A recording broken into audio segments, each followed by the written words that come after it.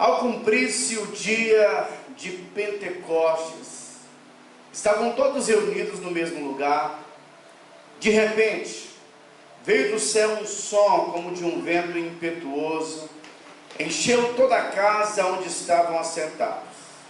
E apareceram distribuídas entre eles línguas como de fogo, e pousou uma sobre cada um deles. Todos ficaram cheios do Espírito Santo e passaram a falar em outras línguas, segundo o Espírito Santo, o Espírito lhes concedia que falasse. Pai, nós queremos ouvir a Tua voz, queremos ser ministrados pelo Senhor, queremos ser desafiados. Ó Deus, amplia a nossa visão, Pai, nessa noite. Queremos crescer na fé, queremos avançar, queremos romper, queremos ser inseridos, ó Pai, encaixados, ó Pai, na visão celestial do Senhor, em nome de Jesus. Amém, amém. Irmãos, eu comecei hoje falando sobre esse assunto, um assunto tão importante em relação a nós como igreja. Eu percebo que em muitos lugares, as pessoas, elas tiveram experiência com Deus, elas nasceram de novo, elas até fluem no Espírito Santo, mas elas não sabem o que fazer, não sabem às vezes qual que é o propósito de Deus para a vida delas.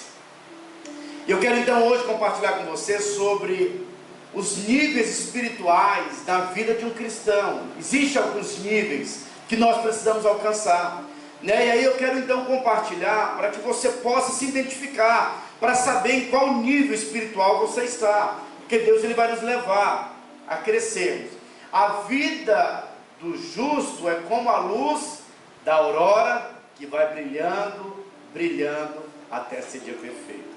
Se nós não crescermos na nossa vida espiritual, isso quer dizer que você tem uma anomalia. Tudo que é saudável cresce e se multiplica.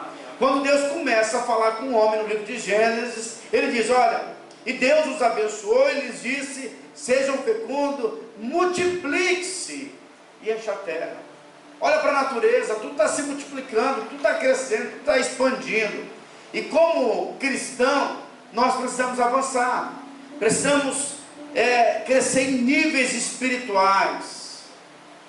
E aqui no livro de Atos, capítulo 2, aqui começou a igreja.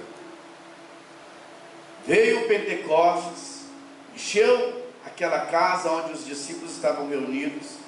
A Bíblia diz que veio distribuída sobre cada um deles, eles ficaram cheios do Espírito Santo, e eles começaram a falar em outras línguas e também a profetizar.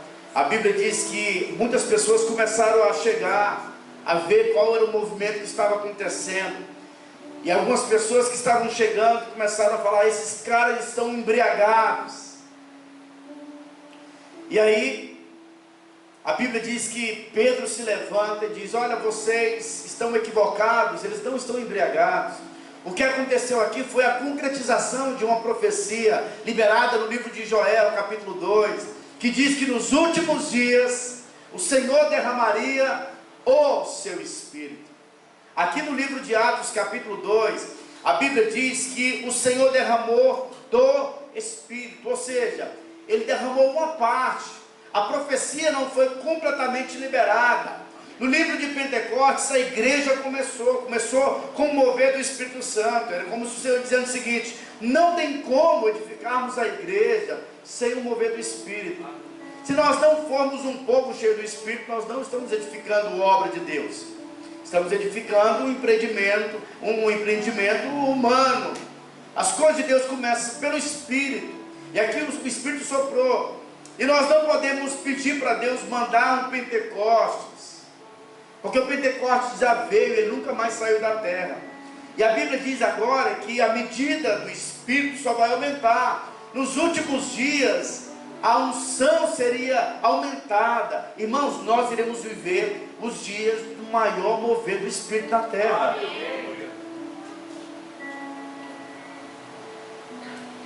As maiores manifestações do Espírito Santo estão reservadas para os últimos dias. E aqui então começou a igreja, o pontapé inicial. E veja que Jesus, no livro de Lucas capítulo 4, verso 47, Jesus, Lucas capítulo 24, verso 47, perdão. Lucas capítulo 24, verso 47, Jesus tinha morrido, e ele tinha ressuscitado, e ele então dá uma orientação para os discípulos. E qual que era a orientação? Permaneçam em Jerusalém, até que vocês recebam o poder do alto. E é por isso que eles estavam aqui no cenáculo, no capítulo 2 do livro de Atos. Eles ficaram esperando o mover do Espírito Santo, porque não tem como nós fazermos a obra do Senhor sem sermos cheios do Espírito Santo. Olha como é que está escrito: e que em seu nome se pregasse arrependimento para a remissão de pecados a todas as nações, começando de Jerusalém. Vós sois testemunhas dessas coisas. Você está em qual versículo? Não dá para ver. Não, é o 47. Começou no 47. Tá. Eis que envio sobre vós a promessa de meu Pai. Permanecei, pois, na cidade, até que do alto sejais revestidos de poder. Os discípulos, eles deveriam ficar em Jerusalém, esperando a descida e a manifestação do Espírito Santo, porque só a partir do Espírito Santo que eles poderiam começar a servir a Deus. E sabe, irmãos, então o primeiro nível na vida cristã, de qualquer cristão, é o nível de sermos cheios do Espírito Santo. Se você é um cristão que não é guiado pelo Espírito Santo, que não é cheio do Espírito Santo, você ainda nem chegou no primeiro nível saudável de um cristão. A vida cristã, ela começa nesse movimento do Espírito Santo, de termos experiências com o Senhor. Quantos estão me entendendo? Amém. O Espírito Santo vai te levar a fazer coisas poderosas. Eu lembro que lá em Goiânia, eu participei do encontro Bem Novo Convertido. Comecei a buscar o Espírito Santo, a ouvir a voz dele. E aí teve uma vez em que eu tinha programado para ir lá para o Nordeste, lá no Maranhão. E eu fui na rodoviária, lá em Goiânia tem mais crente do que gente. Lá tem muito crente. E aí na rodoviária um cara me deu uma revista. Eu não sabia nada da Bíblia. E aí eu comecei a ler e lá estava falando quando Jesus andou por sobre as águas. E rapidamente eu comecei a ler aquele negócio. Meu coração foi se enchendo de fé. E quando eu entrei dentro do ônibus, eu ouvi a voz dele, do Espírito Santo. E o Espírito Santo falou para mim: prega. Eu falei: como? Dentro do ônibus. Não conheço ninguém aqui. E assim, embora eu seja uma pessoa que gosto muito de falar, destemido, mas eu tremi nas bases. E sabe, num momento como esse, parece que a gente fica assim: sai, diabo, essa é a tua voz, não é a voz de Deus não. Deus não iria me colocar num constrangimento desse não. Mas aquela vozinha continuou falando comigo. Sabe, à medida em que você está cheio do Espírito Santo, você começa a vencer os seus limites naturais. E aí eu lembro que quando eu me levantei dentro do ônibus, irmãos, o povo todo do ônibus passou a olhar para mim. Eu falei: gente, só pode ter sido o Espírito Santo que despertou esse povo. E eu não tinha muita Bíblia. Eu então comecei a falar para aquele povo: olha, eu estou aqui para falar para vocês que Jesus, Ele te ama. E aí eu comecei a chorar, e as pessoas olhando para mim, e eu falei: olha, talvez você esteja pensando que eu sou doido, e na verdade eu sou doido mesmo por Jesus. Ele marcou meu coração, a minha vida foi transformada, e eu comecei a pregar, e eu vi algumas pessoas chorando dentro do ônibus. E eu não sei se eles estavam chorando porque estavam sendo tocados pelo Espírito Santo, ou se estavam com dó de mim, mas eu estava acreditando que era o Espírito Santo. E aquele mover aconteceu. E sabe, coisas poderosas começaram a acontecer comigo. Por quê? Porque a nossa vida cristã, ela começa quando nós estamos cheios do Espírito Santo. Se nós não formos cheios do Espírito Santo, nós vamos viver uma religião, irmãos. Então você precisa, e eu preciso ter intimidade, ouvir a voz dele. Eu não sei quanto a você, mas eu acho que foi de propósito. Quando eu me converti, eu era um cara muito carente, mas eu mostrava ser forte.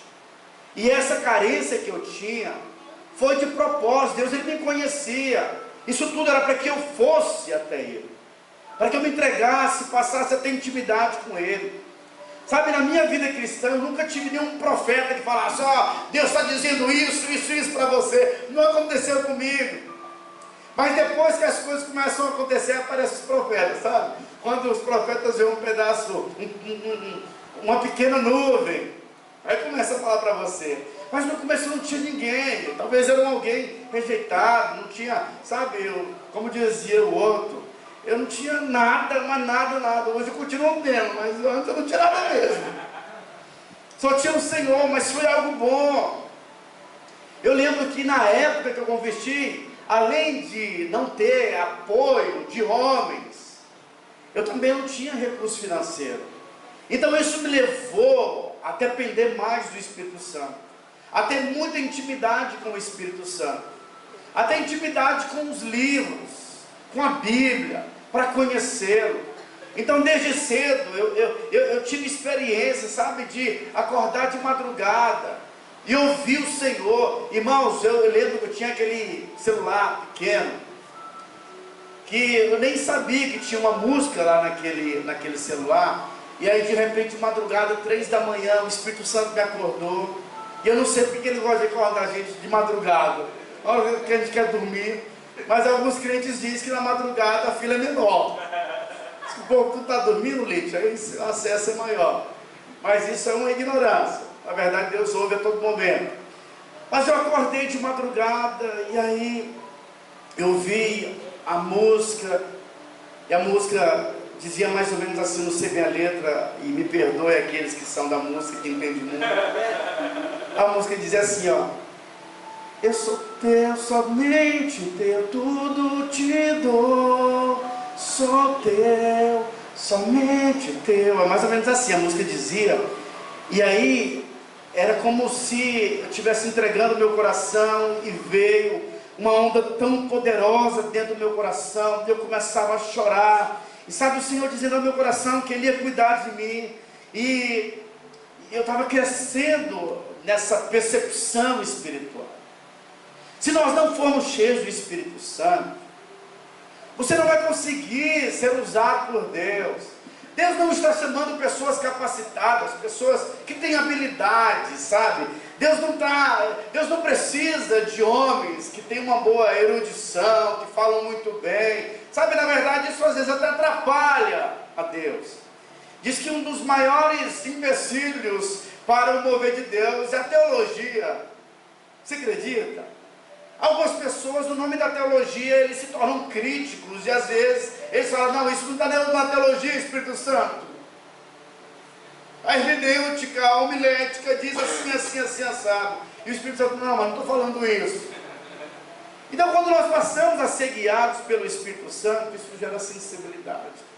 Deus gosta de gente simples, sabe? Porque as pessoas simples vão dar credibilidade para a voz do Espírito Santo.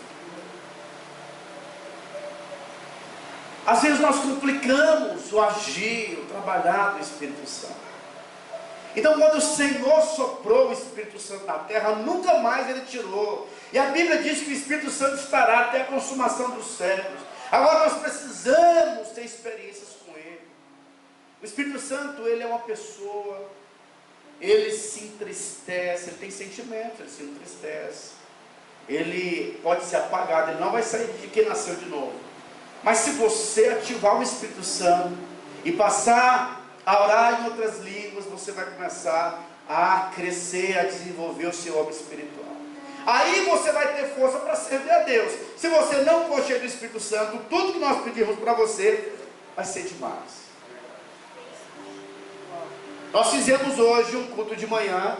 Eu vim aqui à tarde com os irmãos fazer aula, e à noite estou aqui pregando. Se eu não estiver cheio do Espírito Santo, eu não vou conseguir. A obra de Deus vai ser um fardo, vai ser um peso, vão pedir coisas demais. sabe? Mas quando nós começamos a nos encher do Espírito Santo, o Espírito vai te impulsionar a ser um servo de verdade. Esse é o primeiro nível espiritual, sabe? É a base da vida cristã.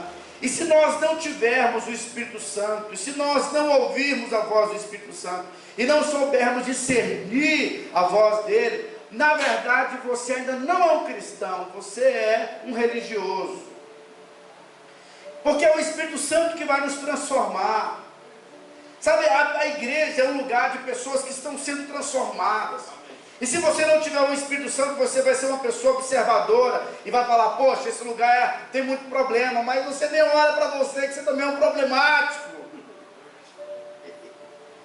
E aí o Espírito Santo está nesse negócio aí, trabalhando na vida de todo mundo. O Espírito Santo vai gerar em você um constrangimento para você liberar perdão, para você perdoar, para você orar uns pelos outros.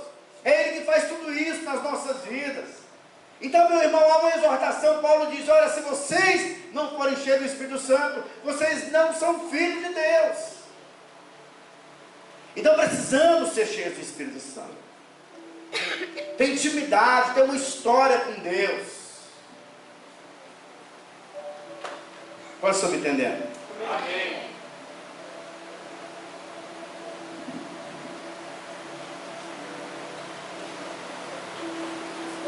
Essa questão de ser cheio do Espírito Santo não é uma questão de você achar que ele vai vir sobre a sua vida.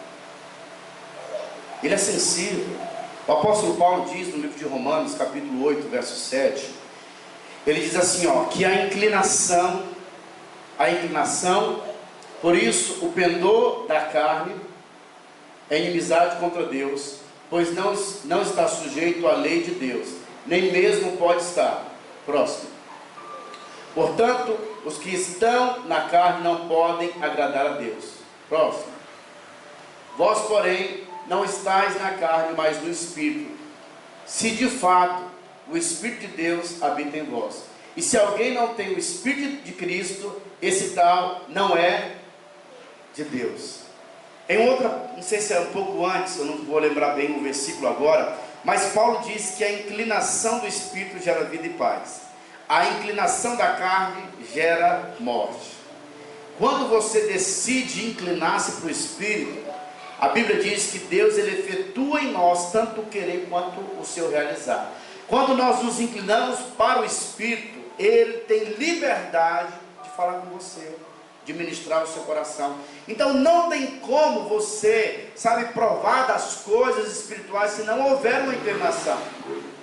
Tem que haver uma inclinação da nossa parte, tem que haver um desejo da nossa parte. É claro que no primeiro momento essa inclinação vai ser de uma forma mecânica. Momentos em que nós passamos a orar em línguas, às vezes vai ser mecânico, mas você está se inclinando. O apóstolo Paulo diz no livro de Romanos, capítulo 12, verso 1, Paulo diz, eu rogo-vos, irmãos, pelas misericórdias de Deus, que apresentei o vosso corpo. Às vezes de manhã, o pastor Adriano está vindo orar na parte da manhã. Você acha que é fácil vir orar aqui 5h45 da manhã? E o homem vai dormir à tarde, já trabalha o dia inteiro, cansado, e aí no outro dia tem que estar aqui de novo. Você acha que isso é fácil? Não é. Mas você pode ter certeza absoluta que quando você se inclina para o Espírito, você está consagrando o seu corpo, você dá liberdade para Deus mover na sua vida. Então a base da vida cristã é sermos cheios do Espírito Santo. Todas as vezes que eu ouço alguém dizendo o seguinte, pastor, a igreja cobra demais, pastor, eu estou cansado, está faltando uma dose do Espírito Santo. É claro que nós precisamos descansar, eu não estou tirando isso não, tem que descansar, mas na verdade, na obra de Deus, se nós estamos cansados é porque falta combustível.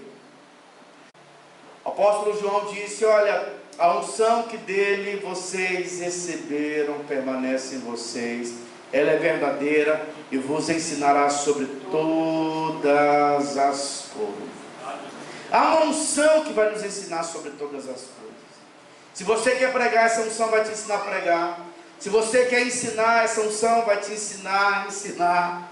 Se você quer ser um bom pai, a unção vai te ensinar. Se você quer aprender a lidar com as suas finanças, o Espírito Santo vai te ensinar. Sabe, se é para vender, o Espírito Santo vai te dar alguns insights para você, sabe, conseguir despertar o seu cliente. Tudo é o Espírito de Deus que vai nos conduzir. E a Bíblia diz que à medida em que nós nos envolvemos com o Espírito Santo, meu irmão, isso vai gerar frutos na sua vida. Amabilidade, mansidão, domínio próprio. São frutos do Espírito, alegria. Lá tem aquele filme lá, Em Busca da Felicidade. Tem nada a ver com... Em Busca da Felicidade mostra um filme muito bom, né? Que fala sobre essa questão de superação. O cara conseguiu se superar, vencer os obstáculos. Mas no final ele diz que a alegria dele era um imobiliário e o cara agora é rico. E aí Jesus fala, olha, o reino dos céus não é comida nem bebida, ou seja, não é nada da externo. Alegria e paz é o que faz parte do reino dos céus. Então o Espírito Santo que vai gerar o contentamento, vai gerar alegria, satisfação no nosso coração. E como consequência, não tem como você ser cheio do Espírito Santo e não ser abençoado. Porque o Espírito Santo vai mover a sua vida, vai te dar estratégias. Amém ou não? Amém. Qual que é o primeiro nível, irmãos? Alguém aí está buscando o Espírito Santo na sua vida? Amém. Seja cheio. Se você ainda não é batizado com o Espírito Santo, ainda não fala em outras línguas, esse é o tempo de você buscar, de você desejar. Depois nós passamos então para o segundo nível. Irmãos, você vai perceber que tem muitos lugares onde as pessoas elas conseguiram chegar no primeiro nível. Inclusive eu conversava com um amigo há dias atrás, e ele estava preocupado. Por que ele estava preocupado? Porque na igreja dele tem muitas manifestações sobrenaturais. Lá tem revelação, tem poder de Deus. Mas sabe, pararam nesse nível. Eles não foram para o segundo nível, onde eu vou te falar agora. Porque você pode muito bem andar no primeiro nível, ser cheio do Espírito Santo e não cumprir o propósito de Deus. No livro de Mateus, capítulo 7, verso 21, olha o que Mateus diz. Mateus diz assim, ó: muitos naquele dia hão de dizer, Senhor, Senhor, ó, nem todo que me diz Senhor, Senhor, entrará no reino dos céus, mas aquele que faz a vontade de meu Pai que está nos céus. Olha só, a Bíblia diz que muitos naquele dia vão dizer Senhor, Senhor, Senhor, Senhor, e o Senhor vai falar, olha, apartai-vos de mim porque eu não vos conheço. Mas ele diz que existe uma categoria de pessoas que são aqueles que fazem a vontade do Pai, que estão em um nível superior. Pode continuar. Muitos naquele dia hão de dizer-me, Senhor, Senhor, porventura não temos nós profetizado em teu nome, e em teu nome não expelimos demônios, e em teu nome não fizemos muitos milagres? Então lhes direi explicitamente, nunca vos conheci, apartai-vos de mim, os que praticam a iniquidade. Irmãos, existe uma grande diferença entre pecado e iniquidade. Os dois na verdade são pecado, mas o pecado da iniquidade é algo dentro. Então vai existir muitas pessoas que vão tentar ser promovidas pelo Espírito Santo. Tem pessoas que vão querer usar o Espírito Santo no seu benefício próprio. Tem pessoas que vão querer aparecer com o dom que Deus deu a eles e não vão cumprir o propósito. E Deus vai dizer, apartai-vos de mim porque eu não vos conheço, porque vocês não fizeram a vontade do meu Pai. Agora, quando nós estamos no primeiro nível, nós precisamos passar para o segundo nível espiritual. Agora, qual que é o segundo nível espiritual? O segundo nível espiritual é o nível de fazermos discípulos. Você não pode receber o Espírito Santo e ficar, sabe, cheio dele sem fazer nada. Nós recebemos o Espírito Santo para fazermos o nome do Senhor conhecido em todas as nações.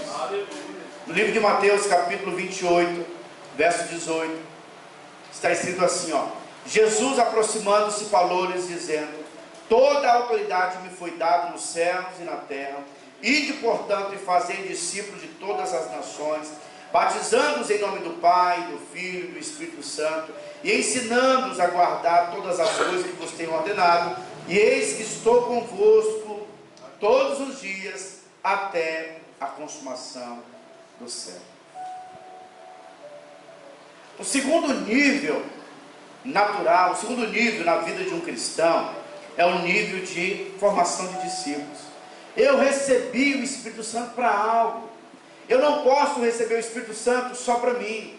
Irmãos, o reino de Deus, ele vai crescer. Ele está crescendo. O reino de Deus, ele vai se expandir. E quem que Deus vai usar? Aqueles que receberam revelação do Senhor. Então você recebe o Espírito Santo, você se enche do Espírito Santo para ganhar vidas para Jesus, para formar discípulos. Deus não se impressiona com a quantidade de livros que nós lemos. Deus não se impressiona com a quantidade de vezes que você leu a Bíblia.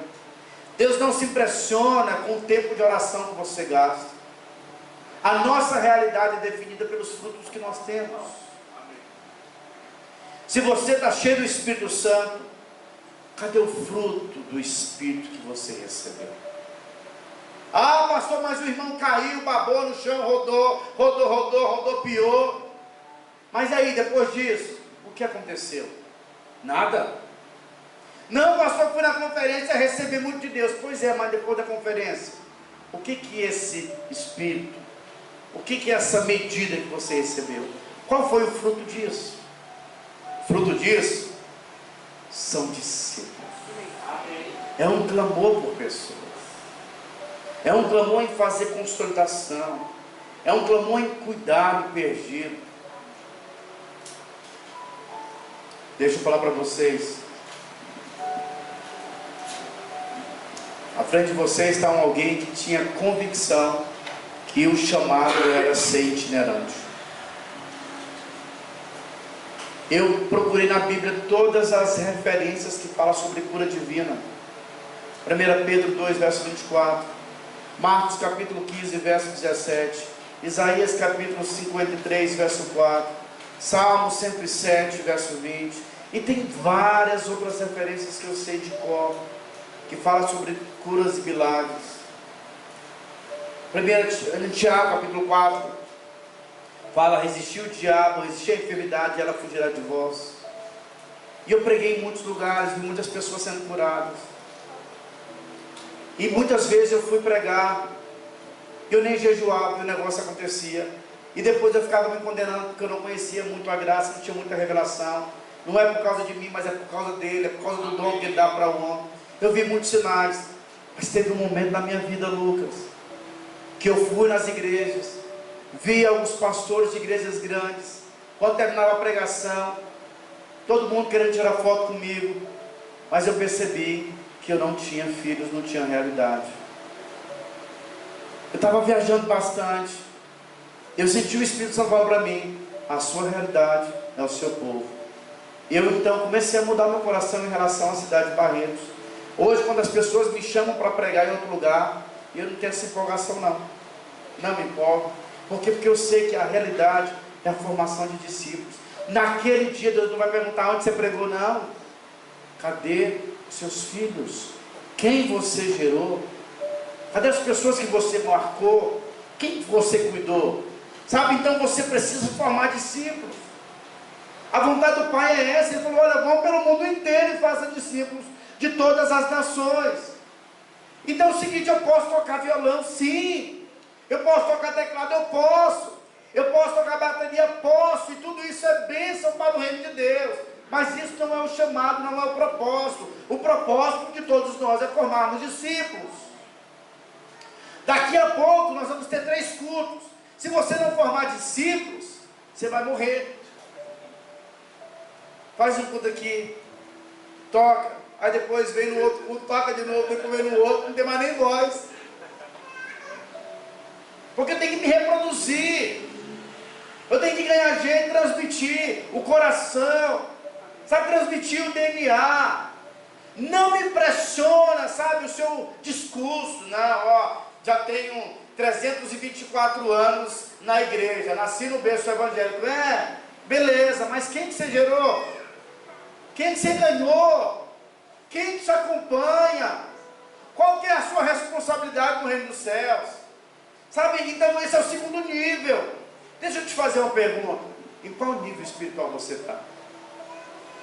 No primeiro nível ou no segundo nível? Segundo nível é que você está ganhando gente. Você está no processo agora. Olha o que Filipenses capítulo 3, verso 12 diz: não que eu tenha já recebido ou tenha já obtido a perfeição, mas prossigo para conquistar aquilo para que o que também foi conquistado por Cristo Jesus.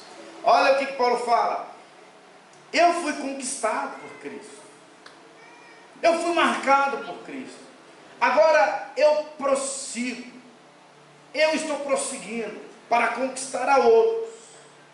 Eu vou conquistar a outros naquilo que eu já fui conquistado, eu já fui marcado, eu quero marcar a vida de outros. Eu acredito que vai ter mais pessoas no céu do que no inferno. E você? Mas você faz parte dessa grande colheita. A Bíblia diz que grande é a seara, mas poucos são os trabalhadores. Irmãos, olha para trás, o tanto de cadeira que tem aí ainda. Isso é responsabilidade nossa, não é minha não, é nossa, como igreja, de gerarmos. Deixa eu te fazer uma pergunta: quantas pessoas que você sabe que precisa ser transformado pelo poder do Evangelho? Na sua casa mesmo tem pessoas precisando, na sua família mesmo tem pessoas, e aí essa é a nossa responsabilidade. Pastor, mas você não conhece os meus parentes, eles são difíceis. Mas é por isso que você está lá, para ser cheio do Espírito Santo, receber o Espírito da intercessão e gerar filhos espirituais, mover, ver o sobrenatural acontecendo. O apóstolo Paulo diz na primeira carta aos Coríntios, verso 4, capítulo 4, verso 4, Paulo diz assim, ó, que o Deus desse século cegou o entendimento, porque de maneira, vai lá 2 Coríntios, às vezes eu confundo 1 e 2 Coríntios, então vai ser 2 Coríntios, capítulo 4, verso 4, nos quais o Deus desse século cegou o entendimento dos incrédulos, para que lhes não resplandecesse a luz do Evangelho da glória de Cristo, o qual é a imagem de Deus. Olha o que o Deus desse século fez. Ele cegou o entendimento das pessoas, e eles acham que servir a Deus é um negócio complicado. Eu fui na célula do Mateus essa semana, né, Mateus? Que célula abençoada. E quando eu cheguei lá, dois novos convertidos falaram o seguinte: nossa, Deus me deu um tapa na cara, porque eu achava que ser crente não era desse jeito não. É muito bom ser crente, é muito bom a vida cristã. Eu achava que ser crente tinha muitas proibições. Ou seja, o Deus desse século mostra para as pessoas que o mundo é bom. Sabe que curtir a vida que é bom. E a tática do diabo é qual? Quando você é novo, ele diz para você: você é muito nova, vai curtir a sua vida, Nadir. Mas quando você é velho, ele usa a outra tática: você é velho demais, deixa isso para os jovens. Então ele quer de alguma forma te induzir. Por quê? Porque ele quer gerar uma cegueira em você. Mas quando nós oramos, quando nós nos enchemos do Espírito Santo, intercedemos pelas pessoas, nós quebramos as cadeias malignas contra a vida das pessoas. Deixa eu te falar, as pessoas, elas estão cegas, estão debaixo de um cativeiro, Fernando. Mas quando nós passamos a interceder, nós quebramos as forças do diabo, e a vontade da pessoa agora está livre, agora ela pode escolher. Mas sem intercessão, as pessoas estão debaixo de cadeia, elas não têm um livre-arbítrio de verdade, porque são escravas. Mas quando nós intercedemos, quando nós oramos, investimos tempo, a Bíblia diz que cadeias são quebradas. Amém ou não? Amém. O terceiro nível na vida cristã normal é o nível de formarmos Cristo nas pessoas. Em uma você faz discípulos, na outra você vai formar Cristo nas pessoas. E como que nós formamos Cristo nas pessoas? Através da verdade. Jesus disse: e conhecereis, e a verdade vos libertará. O nosso padrão agora é Cristo. Ah, eu não quero perdoar fulano de tal não, porque fez isso comigo. Pois é, mas Cristo perdoou. Se Ele perdoou, você também precisa perdoar. Então, Cristo é o padrão. Eu preciso formar Cristo nas pessoas. Ah, pastor, eu não tenho muito ânimo para orar não. Então, meu irmão, você é um homem natural e carnal. Cristo orava e dependia. E Ele é a base, Ele é o modelo. Se nós olharmos para o livro de Efésios, capítulo 4, verso 11, o apóstolo Paulo, ele diz que esse é o nível mais top. Olha o que ele diz: e ele mesmo concedeu uns para apóstolos, outros para profetas, outros para evangelistas e outros para pastores e mestres, com vista ao aperfeiçoamento dos santos, para o desempenho do seu serviço, para a edificação do corpo de Cristo, até que todos cheguemos à unidade da fé e do pleno conhecimento do Filho de Deus, a perfeita varonilidade, à medida da estatura da plenitude de Cristo, para que não mais sejamos como meninos, agitados de um lado para o outro, levados ao redor por todo o vento de doutrina, pela artimanha dos homens, pela astúcia com que induzem ao erro. Deixa eu te falar uma coisa: o anticristo e o falso profeta vão enganar os falsos cristãos. O verdadeiro cristão é aquele que foi formado em Cristo.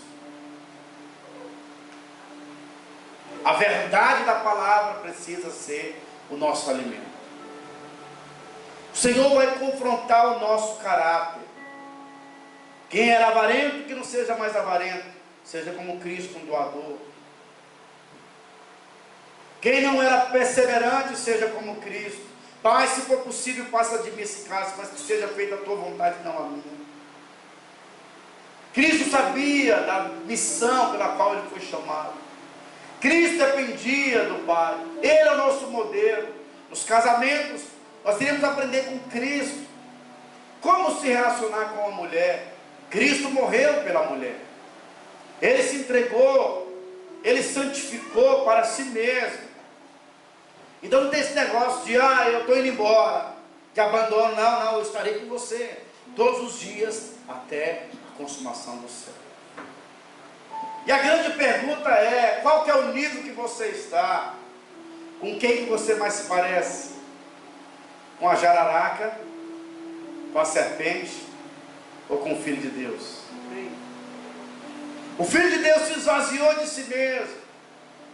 O Filho de Deus, ele, saiu do seu trono de glória, entrou na escola da humildade, se submetendo. Pastor, eu não me submeto a ninguém não. Tem gente que tem dificuldade de se submeter. Irmãos, eu fui conversar com um pedreiro essa semana,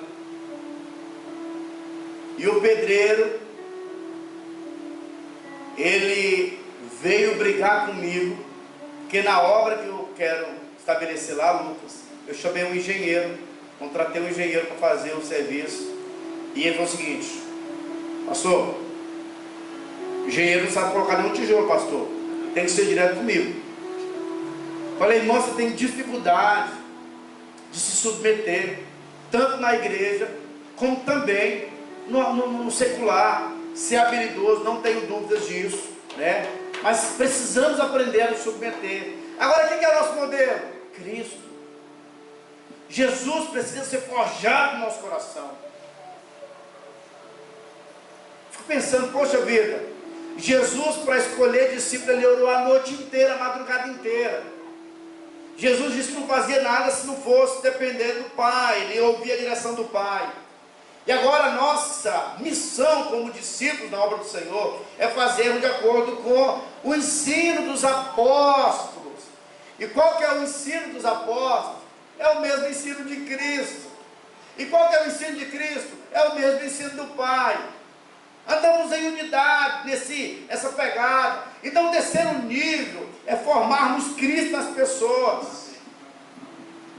Sabe, nós não podemos ser discípulos de homens, precisamos ser discípulos do Cristo que vive. Eu lembro, Fernando, que lá na minha célula, o lugar que eu mais fui amado na minha vida, todo mundo dizia, só ficou eu. Mas eu não parei, porque embora eles foram para outros lugares, alguns desviaram, eles conseguiram formar Cristo em mim. Eu lembro que quando eu fui fazer a entrevista para o seminário, para me ser pastor, antes de fazer a entrevista, eu fui conversar com o meu ex-líder, que nessa época eu já era discipulador. Era alguém que eu tinha consideração. E naquela alegria, naquela euforia do meu espírito, eu fui conversar com ele. E falei, fulano, vou fazer a entrevista para me entrar no seminário, vou ser pastor. Olha, eu já abri mão do serviço na Coca-Cola, já tranquei a faculdade e vou fazer a entrevista. Na hora, ele olhou para mim e disse o seguinte, Leandro, e depois do seminário, se você descobrir que você não tem a vocação, e você descobrir que não era isso que você queria? Aí eu falei para ele o seguinte, fulano, você acredita no céu e no inferno? Você acredita que Jesus está por voltar? Que sim, acredito. Se Jesus está para voltar, se o inferno existe, se o céu existe, eu quero gastar a minha vida naquilo que faz sentido. Eu quero investir a minha vida nas coisas eternas. Então não vou me arrepender. E aí tomei a decisão. E aí eu lembro que na época lá tem um pastor que faz a entrevista. E assim todo mundo tem receio dele porque ele é muito sério. E a pergunta principal que ele faz quando ele vai fazer entrevista com alguém é: você tem convicção do seu chamado? Alguém já te chamou de pastor? Porque só vai ser quem já é. As pessoas têm que te chamar de pastor antes de você ser. Você tem convicção do seu chamado? E eu disse, pastor, eu tenho tanta convicção que eu vim fazer essa entrevista e eu já resolvi a minha vida sem ser aprovado. Antes de ser aprovado, eu já abri mão da faculdade, já saí do serviço, trabalhava na Coca-Cola e lá eles não demitem, pedi demissão. Estou aqui porque eu tenho convicção. Ele falou, cara, você é doido? Eu falei, pastor, eu tenho muita convicção. Aí ele disse o seguinte para mim, olha, então não fala para ninguém da nossa entrevista, porque eu não aprovei ninguém ainda. Vem tal dia para uma aula com o pastor Aloysio sobre Gênesis e tal, mas não compartilha com ninguém não, você já está aprovado. Mas deixa eu te falar, a minha vida cristã no começo não foi muito fácil, porque Deus precisava trabalhar muitas coisas no meu coração, no meu caráter. Eu vim com um caráter muito deformado em relação à obra do Senhor. Mas Deus começou a trabalhar. Deus estava formando Cristo dentro de mim. E dói. Esse processo dói. Mas quando nós permitimos Deus trabalhar, sabe, Cristo, Ele passa a ser formado dentro de nós. Aí nós vamos para o quarto e último nível. Pois que Cristo é formado em você, você agora está preparado para ser enviado. É o tempo da multiplicação. É o tempo de dizer, Senhor, eu quero avançar. E para aquele que gerou uma pessoa nesses níveis, ele volta e ele começa novamente a entrar nesse novo ciclo, mas em uma nova medida. Líder gera líder, discipulador gera discipulador e pastor gera pastor. E o objetivo para mim e para você é que nós seremos pai de uma numerosa nação.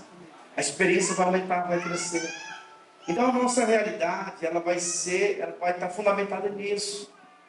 E a minha pergunta para você, irmão, qual que é o nível da fé que você está? Olha, porque na verdade, se você está num nível de ser cheio do Espírito Santo, mas você ainda não está cuidando de ninguém, você não tem uma visão clara. Você precisa ter uma visão clara da parte de Deus. Eu conheço muitas igrejas, muitos lugares onde tem um grande movimento do poder do Espírito Santo, mas não há paternidade ainda, não há filiação.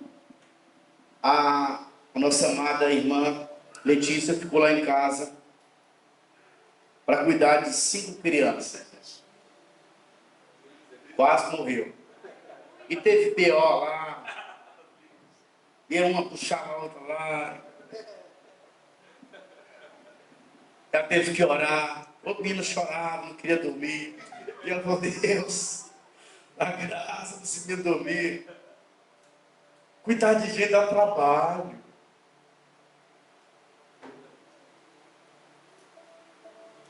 Não, pastor, dá fruto, criança dá fruto, não dá trabalho não. Não, Lauro, criança dá fruto. Mas é pressão, filho. Irmão, depois que a Ana Laura veio, olha a cabeça do Lucas.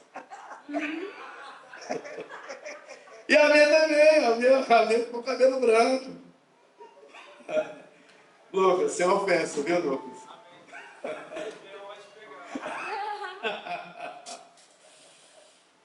Responsabilidade. Mas tem tantas pessoas que se converteram, mas ainda são anãos da fé. Se você não se envolve nesses níveis espirituais, você é um grande candidato a ser um crítico.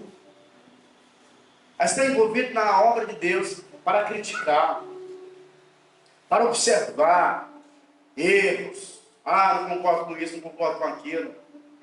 Quando você vê um erro na igreja, é Deus te chamando para suprir. Porque Deus, ele se manifesta na sua multiforme sabedoria. Coloca cada pessoa. E tem áreas em que você está vendo que na verdade não é para você criticar, é para você responder, para você servir. E nós queremos enviar muitas pessoas, irmãos. O pastor Adriano comentou comigo, ele até já desafiou o Sandinho, para nós fazermos um mapa, colocando aí os irmãos que nós temos da igreja, para orarmos e declarar que em cada bairro nós seremos uma célula. Nós iremos enviar pessoas. Por quê? Porque nós temos uma visão clara. Fomos chamados para sermos usados. Fomos conquistados para conquistar a outros.